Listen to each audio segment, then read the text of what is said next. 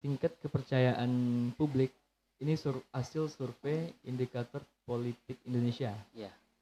terhadap Polri, khususnya Polri ya, itu menurun dari 80% sekarang kalau saya tidak salah menjadi sekitar 70-an, 74 kalau nggak salah saya, Pak. Ya. Ya. Terkait beberapa kasus besar yang sedang menerpa pihak kepolisian. Dari mulai kasus Sambo sampai dengan kasus Kapolda Sumbar ya, Teddy Iya. Minasa yang tentang narkoba itu. Selamat datang di podcast Bualan Coffee. Kali ini kita kedatangan bintang tamu, sosok yang sangat berpengaruh terhadap keamanan lingkungan Kecamatan Kerumutan, yakni Bapak Ibda Edi Winoto SH.MH. Beliau ini merupakan Kapolsek Kerumutan yang baru. Selamat malam Bapak. Selamat malam. Apa kabar? Alhamdulillah sehat. Alhamdulillah.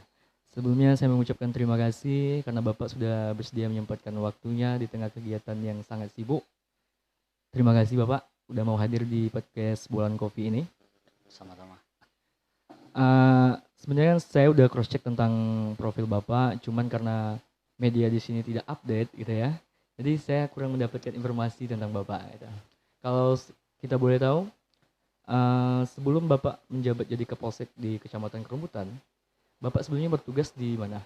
Di daerah mana? Saya sebelum menjadi Kapolsek ini sebelumnya menjabat sebagai panit di Ditreskrim Polda Riau.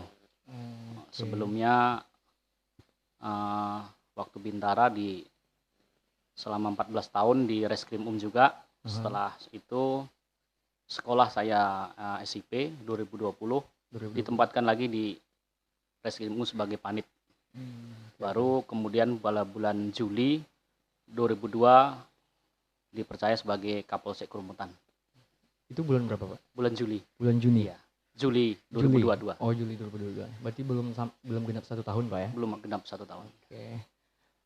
Ini kita masuk Pak ya. Ketika Bapak di tempat sebelumnya dan ketika Bapak sampai ke sini, ada tidak perbedaan kultur di masyarakat tempatan Bapak bekerja? Secara garis besar tidak ada ya, sama Tidak ada. Karena rumpunnya kan Melayu, jadi Iya.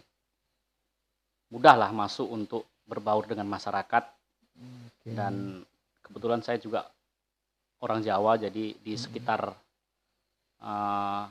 wilayah di Kerumutan ini banyak orang-orang Tran yang mudah saya untuk berbaur. Ya, oke. Dan orang selain itu masyarakat lainnya pun welcome. Mudahlah, tidak sulit saya Berarti untuk berbaur tidak dengan masyarakat. mengalami kesulitan dalam adaptasi Pak ya? Iya. Tapi menurut Bapak pribadi, kalau kita melihat lagi, di daerah Kerumutan ini kan, kalau menurut saya tidak tahu di tempat Bapak yang sebelumnya, Iya. cuman kan wilayahnya cukup luas gitu Pak ya. Ada tidak kendala-kendala ketika Bapak sedang melakukan kegiatan atau bertugas yang Bapak temui selama ini gitu? Mungkin dari akses jarak jalan ataupun Iya. jarak yang cukup jauh mungkin gitu. Untuk secara kendala sepertinya tidak ada ya, cuma hanya kendala jarak. Karena wilayah Kerumutan itu desanya jauh dan keadaan jalan ya yang sulit ditempuh, apalagi kalau musim hujan seperti ini. Itu aja kalau mau sambang ke desa-desa seperti itu. Oke. Kalau mengenai ini Pak, maksudnya selama Bapak menjabat dari bulan Juli sampai Januari tahun 2023 ini, kegiatan apa yang sedang gencar Bapak lakukan gitu? Entah edukasi ke masyarakat, entah apa gitu? Secara umum kita menjalankan program-program pimpinan ya. Oke. Program pimpinan dari mulai Kapolri, Kapolda, dan Kapolres. Seperti contoh program Kapolda Jumat Berkah itu rutin tiap hari Jumat kita melakukan Jumat Berkah pada masyarakat yang kurang mampu. Oh, itu kalau boleh tahu Pak, Jumat Berkah itu seperti apa itu Pak? Jumat Berkah itu kami dari anggota itu mengumpulkan sedikitlah penghasilan untuk disumbangkan kepada masyarakat yang kurang mampu. Oh iya. Berbentuk sembako gitu. Iya. Saya pernah Iya. dengar itu Pak. Itu Iya. namanya apa tadi Pak? Jumat Berkah. Jumat Berkah. Iya. Oke. Jadi itu setiap hari Jumat Pak ya? Setiap hari Jumat selalu kita sambangi masyarakat yang kurang mampu. Oh, itu teman-teman, bagi teman-teman yang belum tahu, ternyata Polsek Kerumutan selama ini mereka sudah menjalankan tugas Jumat Berkah, yang mana itu tadi uang yang diperoleh dari penghasilan Bapak Kapolsek dan kawan-kawan disisihkan buat melakukan sumbangan terhadap rakyat yang kurang mampu. Itu bagi teman-teman yang belum tahu ya. Kemudian kita lanjut ini Pak. Selama Bapak bertugas di sini, ada tidak Pak itu? Ataupun sebelumnya di tempat Bapak, tugas terberat yang pernah Bapak jalani gitu? Ataupun kasus deh Pak gitu? Kita pengen tahu nih tentang kepolisian gitu kan? Yang jelas selama saya di sinilah ya, itu yang terakhir ini pengungkapan kasus curat. Pada saat menjabat itu ada 6 laporan ya, pencurian dan kekerasan. Itu terhadap alat berat. Itu sampai ada 6 laporan, tapi akhirnya alhamdulillah dapat terungkap oleh tim kami gabungan dengan Polres Pelalawan. Oke. Itu belum lama apa? Sudah lama? Udah seminggu yang lalu kita ungkap. Oh, seminggu yang lalu? Iya. Berarti masih hangat Pak ya? Iya, masih hangat. Masih hangat ya. Oke. Pencurian terhadap alat berat. Iya, komponen alat berat. Komponen alat berat. Oke. Sekarang saya ini Pak. Sekarang banyak Pak terjadi kasus baik di kota besar, makan sekarang di daerah-daerah, tapi mungkin di Kerumutan tidak ada ya Pak ya. Banyak kasus sekarang itu pelecehan seksual di tempat umum gitu Pak. Apakah selama Bapak bertugas di sini, di Kerumutan, Bapak sudah pernah belum mendapatkan laporan terhadap kasus tersebut gitu? Kalau pelecehan seksual di tempat umum ya itu belum pernah kita terima laporan, namun jika persetubuhan anak di bawah umur kita sudah pernah pencabulan lah, sudah kita terima. Itu di Kerumutan? Di Kerumutan, udah 2 laporan. 2 laporan? 2 laporan. Bisa disebut daerah mananya gitu Pak? Boleh atau tidak? Di daerah adalah pokoknya, ada. di wilayah Kerumutan ini. Di Kerumutan Pak ya? Oke. Soalnya itu lagi marak banget sekarang Pak. Baik di transportasi umum ataupun di tempat yang di di tempat yang banyak orang beraktivitas seperti kantor atau segala macam. Pelecehan seksual sekarang lagi marak-maraknya gitu Pak ya. Makanya saya tanyakan itu tadi. Ada tidak Pak? Ini saya lanjut lagi mau nanya Pak ya. Kasus yang menurut Bapak yang pernah Bapak tangani selama menjabat, itu kasusnya entah itu unik ataupun kasusnya itu bisa dikategorikan itu kasus yang berat gitu, tindak pidana yang berat, ada tidak Pak itu? Yang menurut Bapak ketika Bapak menyelesaikan tugas itu suatu pencapaian yang luar biasa buat diri Bapak pribadi gitu. Jadi selama saya menjabat di Polsek Kerumutan ini belum ada ya saya temukan kasus yang unik, karena bisa dibilang tingkat kejahatan atau tingkat kerawanan di wilayah Kerumutan ini masih dibilang rendah lah. Yang terakhir itu aja karena pencurian alat berat itu saja yang agak agak booming lah. Cuma hanya di sekitar Pelalawan ini saja. Dan itu sudah berhasil kita ungkap. Ini perlu diapresiasi ya teman-teman ya. Buat masyarakat Kerumutan perlu diapresiasi tugas dari Bapak Kapolsek yang sudah memecahkan kasus pencurian alat berat yang baru-baru ini Pak ya. Iya. Ini lagi Pak. Saya agak menyinggung boleh Pak ya? Iya. Saya sekarang kan gini Pak. Tingkat kepercayaan publik ini hasil survei indikator politik Indonesia terhadap Polri, khususnya Polri Pak ya, itu menurun dari 80% sekarang kalau saya tidak salah menjadi sekitar 70-an, 74 kalau nggak salah saya Pak. Iya. Dan juga di media sosial juga banyak yang mulai meragukan kinerja pihak kepolisian gitu Pak. Jadi di sini apa yang Bapak pengen katakan gitu kan? Kalau bahwasanya khususnya di Kerumutan gitu bersama Bapak Ibda Edi Winoto. Kalau pihak kepolisian di sini masih bisa menjadi pelayan publik yang baik gitu Pak. Misalnya kita kan itu kan secara survei itu kan secara nasional Ya. gitu Pak. Jadi begini, memang akhir-akhir ini kepolisian sedang disorot ya, Iya. terkait beberapa kasus besar yang sedang menerpa pihak kepolisian. Dari mulai kasus Sambo sampai dengan kasus Kapolda Sumbar ya, Teddy Iya. Minasa yang tentang narkoba itu. Mm-mm. Namun di sini dapat kita jelaskan masih banyak polisi-polisi di Indonesia ini, khususnya kami yang di kerumutan ini, yang baik, yang siap menjaga keamanan dan ketertiban dan dapat dipercaya oleh masyarakat. Oke. Iya, soalnya beberapa itu kalau saya tidak salah di survei itu mengatakan itu disebabkan hanya oknum gitu Pak. Iya, Tidak oknum. seluruh polisi gitu ya. Iya. Nah, itu tadi jawaban Bapak ya. Bagaimana juga cara sekarang gini Pak. Tahun 2013 kalau saya tidak salah, itu di Kabupaten Siak dan Bengkalis terjadi pembunuhan terhadap balita bukan balita ya, bisa dikategorikan anak usia 9 tahunan gitu ya Pak ya. Itu pembunuhan berantai Pak di 2 kabupaten itu kalau saya tidak salah. Teman-teman yang nonton mungkin bisa cross check ya. Tahun 2013 itu pelakunya itu melakukan pembunuhan tersebut dengan tujuan untuk mendapatkan ilmu kebal itu Pak ya. Ya. Dan itu pelakunya umur-umur remaja tingkat 20-an gitu ya. Iya. Dengan mengambil alat-alat vital. Kalau menurut saya pribadi kan itu kesalahan dalam berpikir tuh Pak.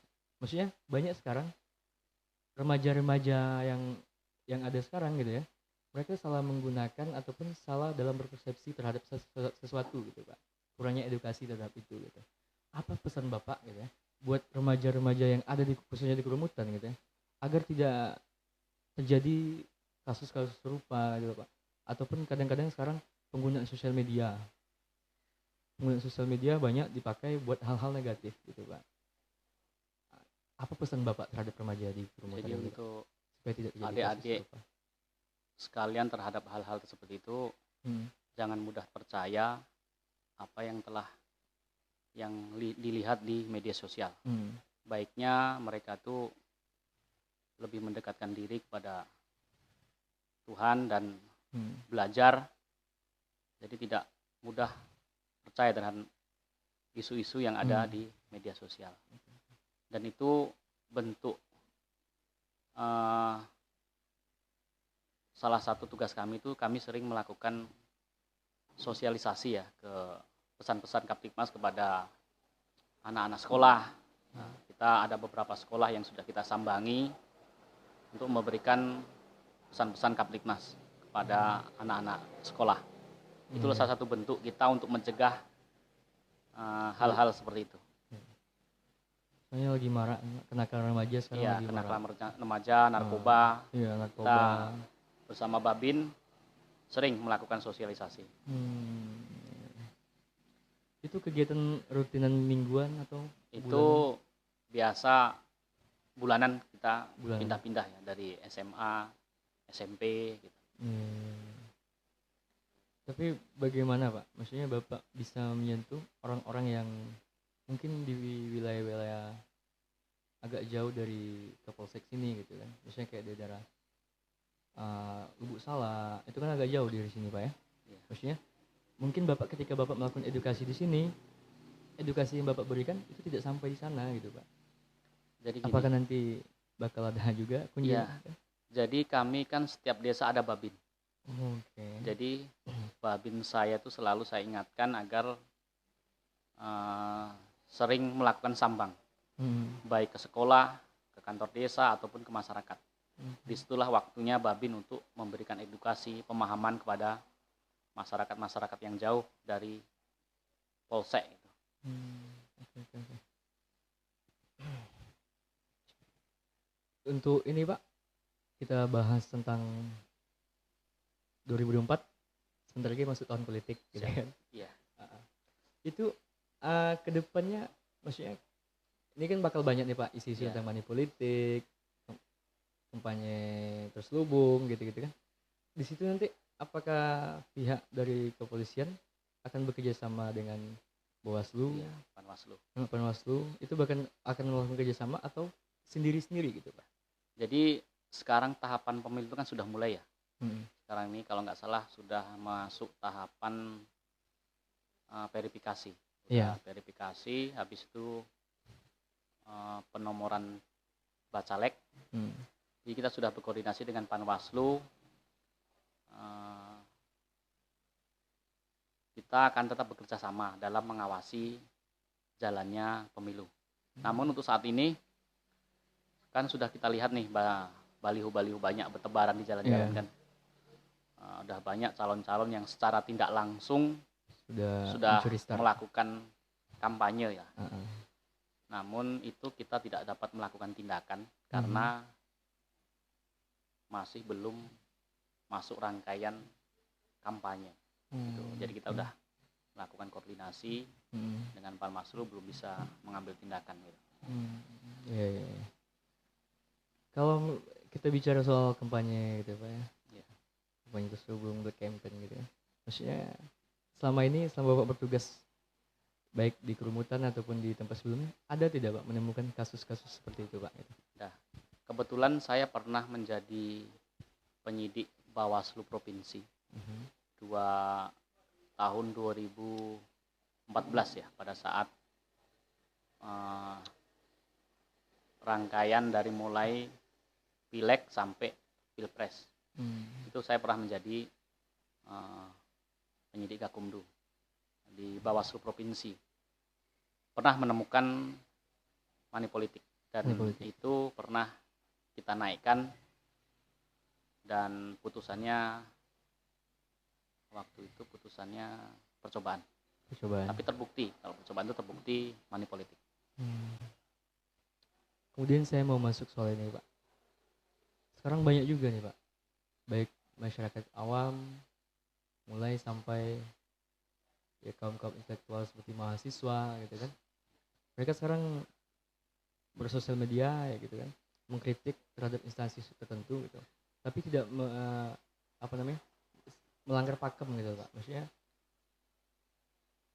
mereka tidak tahu tentang ITE gitu Pak. Undang-undang ITE gitu kan.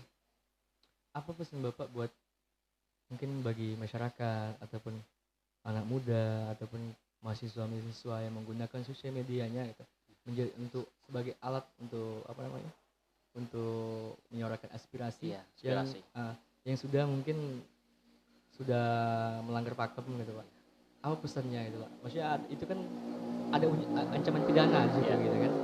Makanya kita sebelum melakukan sesuatu tuh kita harus berpikir terlebih dahulu ya. Bijaklah dalam bersosial media. Jangan sampai cuitan kita di dalam media sosial itu menjadi bumerang bagi kita. Maka pesan bagi adik-adik yang mempunyai sosial media itu agar berhati-hatilah. Jangan sampai jarimu itu petaka bagimu. Paling menarik nih Pak, karena Bapak menyinggung tentang pencurian kelapa sawit tadi kan, kelapa sawit tadi. Itu Pak, ini saya mewakili pertanyaan-pertanyaan masyarakat umum nih Pak ya. Karena dulu pernah pengalaman orang tua kebunnya diambil gitu ya. Cuman kalau itu bisa diproses, kalau saya tidak salah nih Pak ya, koreksi kalau saya salah. Cuman bisa diproses kalau katanya BB-nya di atas 1 ton nih, kalau nggak salah Pak ya. Itu gimana sih Pak? Jadi gini, bukan BB yang di atas 1 ton. Cuma sebuah pencurian itu bisa diproses kalau kerugian materinya itu di atas 2.500.000. Di bawah 2.500.000 bisa diproses. Cuma itu masuk kategori tindak pidana ringan. Jadi pihak kepolisian atau aparat hukum lainnya tidak dapat melakukan penahanan terhadap pelaku. Karena kerugian di bawah 2,5 juta. 2,5 juta. Iya. Berarti itu bisa diproses kalau jumlah nominalnya itu di atas 2,5 juta. Oke. Soalnya itu banyak Pak, maksudnya yang mempertanyakan tentang itu gitu kan. Apalagi masyarakat di sini ya dominan usahanya kelapa sawit gitu kelapa kan, sawit. dan juga sering dicuri gitu kan. Iya. Jadi banyak yang bertanya tentang ini gitu loh Pak. Sekarang Pak, menurut Bapak pribadi Pak ya, eh, apa yang harus, maksudnya kalau kita menuntut pemerintahan, instansi atau pihak dari kepolisian gitu untuk melakukan pembinaan terus menerus kan pasti ada tidak bisa yang terus menerus gitu Pak. Jadi maksudnya apa yang bisa masyarakat lakukan gitu Pak, masyarakat misal kayak dusun Kiara ini untuk melakukan pembinaan terhadap remaja-remajanya yang ada di Kiara gitu Pak. Maksudnya ada apa yang bisa mereka lakukan gitu Pak, mungkin berupa kerjasama sama pihak kepolisian untuk mencegah. Jadi itu tadi. begini, itu saya rasa faktor utama orang tuanya ya, lebih memperhatikan anak-anak. Seperti yang kasus yang saya ceritakan tadi, itu orang tuanya memang sibuk bekerja dari pagi bahkan sampai pulang malam, jadi kurang pengawasan kepada anak-anak. Orang tua yang sibuk bekerja, mereka lupa untuk mengontrol anak-anaknya, sehingga anak-anaknya ya jadi liar seperti itulah. Oke. Jadi emang di sini faktor orang tua Pak ya? Faktor orang tua ya, lebih ketat lah pengawasannya. Kalau lingkungan Pak? Lingkungan saya rasa berpengaruh juga lah ya. Saya rasa Pak, tawuran misalnya Pak. oh kalau apalagi kan sekarang kan iya, setiap ada acara kasihnya apa sih namanya itu, kibotan apa sih, kibotan ya, kibotan ya. ya. Itu kan sering Itu terjadi kalau tawuran tuh, saya Pak. tengok ada berapa kejadian kemarin. Kalau di acara orang kibotan tuh ya itu nggak ada anak-anak lah, itu udah dewasa yang mabuk-mabukan itu. Kalau itu Pak, sanksinya apa gitu Pak? Yang gimana? Kalau misalkan ada terjadi kerusuhan di pesta gitu, apakah itu langsung diproses atau? Ya itu tergantung, umpama terjadi mungkin kerusuhan lah ya, perkelahian atau penganiayaan ya, tergantung dari korban itu akan membuat laporan atau enggak. Tapi untuk sebelumnya kami mencoba mendamaikan, dilakukan penyelesaian secara kekeluargaan lah. Oke. Terus ini Pak, ada tidak gitu Pak rencana kedepannya gitu kan dari pihak Kapolsek untuk melakukan kerjasama kepada masyarakat gitu, baik entah itu melalui kadus gitu Pak ya, ataupun kepala desa, untuk mencegah itu tadi Pak, tindak kriminal yang terjadi di kalangan remaja? Nah, itu ada. Jadi kemarin pernah yang saya sampaikan tadi, ada ibu-ibu mengadukan kepada kami lah tentang perilaku anaknya yang mereka tuh ibarat udah jenuh lah, udah nggak bisa lagi apa mau dilakukan terhadap anak-anak. Jadi pada saat itu saya sampaikan coba ada berapa orang di data gitu kan, nanti orang tuanya coba kita kumpulkan di desa, kita bikin suatu kesepakatan lah, MOU terkait pembinaan terhadap anak, karena itu menyangkut anak-anak kan, jangan sampai ada tuntutan kepada pihak kepolisian gitu. Iya. Itu kan bahkan tuh mereka sendiri yang meminta kepada kami untuk membuat pembinaan kepada anak-anak itulah. Oke. Berarti itu udah berjalan apa? Itu belum, karena apa? kemarin udah saya sampaikan belum ada tindak lanjut lah dari orang tua yang datang kepada kami kemarin. Oke. Terus masuk ini Pak, apakah pihak kepolisian di sini kan ada hukum adat Pak ya? Iya. Hukum adat itu. Apakah pihak kepolisian bisa atau tidak gitu Pak masuk ke ranah hukum adat itu? Misalnya misal ada perkara nih, perkara yang itu ditangani oleh hukum adat, entah nenek mama entah apa gitu Pak ya. Itu polisi bisa ikut masuk atau harus ada laporan dari orang-orang yang terlibat dalam apa tadi Pak, masalah yang di situ tadi gitu? Jadi gini, untuk wilayah Kerumutan ya selama saya menjabat itu belum pernah ya ibaratnya ada kita dilarang memasuki ranah hukum adat gitu. Namun ada beberapa masalah kemarin yang tidak kita tempuh melalui jalur hukum. Jadi kita selesaikan di desa. Jadi tidak kita bikinkan secara hukum gitu. Jadi mereka udah selesai di desa gitu. Ada beberapa masalah kemarin kita coba selesaikan di desa. Oke. Berarti infonya kalau sampai saat ini belum ada larangan Pak ya? Belum ada. Untuk masuk ke ranah itu tadi. Iya. Oke, mudah-mudahan tidak ada masalah. Ini lagi Pak. Kalau kita apa pandangan Bapak sih? Maksudnya kalau mau bicara jujur gitu lah tentang kerumutan gitu loh Pak. Maksudnya dari segi aspek misalnya tadi kayak dari disinggung dikit Pak ya, kultur budayanya gitu, ataupun secara infrastruktur misalkan, ada tidak gitu Pak perbandingan di sini dengan tempat Bapak sebelumnya gitu? Kalau secara umum masyarakatnya enak sih. Setiap ada kita katakanlah aksi gitu kan, ada beberapa kelompok masyarakat yang memberikan surat pemberitahuan akan melakukan aksi gitu kan. Namun sebelum mereka melakukan aksi, kita coba dudukkan dengan pihak yang mereka gugat gitu. Akhirnya dapatlah penyelesaian.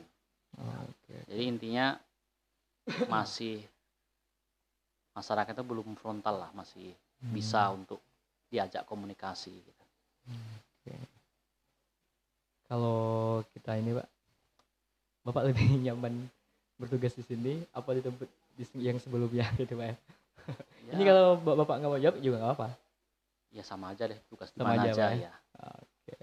Cuma kan di sini kan lingkupnya lebih kecil. Waktu itu kan saya di Polda, jadi seluruh Riau itu masuk wilayah hukum kami lah. Tapi sekarang kan di Polsek, jadi cukup di kerumutan saja. Ruang lingkupnya. Ruang lingkup yang kecil ini itu lebih memudahkan Bapak dalam melakukan tugas Bapak atau itu lebih menyulitkan gitu Pak? Jadi sebenarnya Pak, waktu itu kan saya bertugas di Reskrim Jadi bertugas Reskrim itu sifatnya kita hanya menangani perkara yang masuk dalam laporan kami ke aduan yang diadukan ke kami gitu. Tapi kalau sekarang ini kita kan di Polsek ya. Jadi semua lingkup permasalahan, mau demo gitu, mau itu perkara tindak kriminal itu semua kita tangani gitu. Jadi tidak hanya membahas satu kasus saja Pak ya? Iya, tidak hanya membahas satu bidang aja. Seluruhnya, segala aspek permasalahan yang ada di kerumutan. Oke. Jadi sampai sejauh ini pengalaman Bapak di sini, Bapak merasa nyaman Pak ya? Merasa nyaman. Alhamdulillah.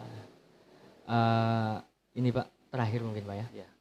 Apa pesan Bapak buat masyarakat ataupun generasi muda, khususnya wilayah kerumutan gitu Pak? Jadi tetap jaga kekompakan. Ini sebentar lagi pemilu, jaga kerukunan. Pilihan boleh beda, namun tetap saudara. Oke, itu dia ya pesan dari Bapak Kapolsek. Jadi bagi teman-teman, mulai dari sekarang kita harus menjaga kerukunan. Itu poin yang disampaikan dari Bapak Kapolsek tadi.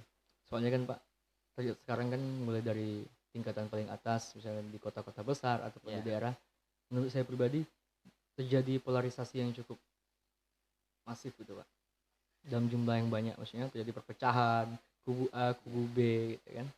Jadi saya berharap mudah-mudahan dengan adanya Bapak Ibda Edi, kerukunan di kerumutan tetap aman, masyarakatnya tidak ada yang terpecah belah. Itu harapan kami semua. Oke. Mungkin itu aja Pak, berhubung waktunya juga gitu kan. Sekali lagi kami ucapkan terima kasih udah mau mampir di sini. Sekian teman-teman, wabillahi taufiq hidayah. Assalamualaikum warahmatullahi wabarakatuh. Waalaikumsalam warahmatullahi wabarakatuh.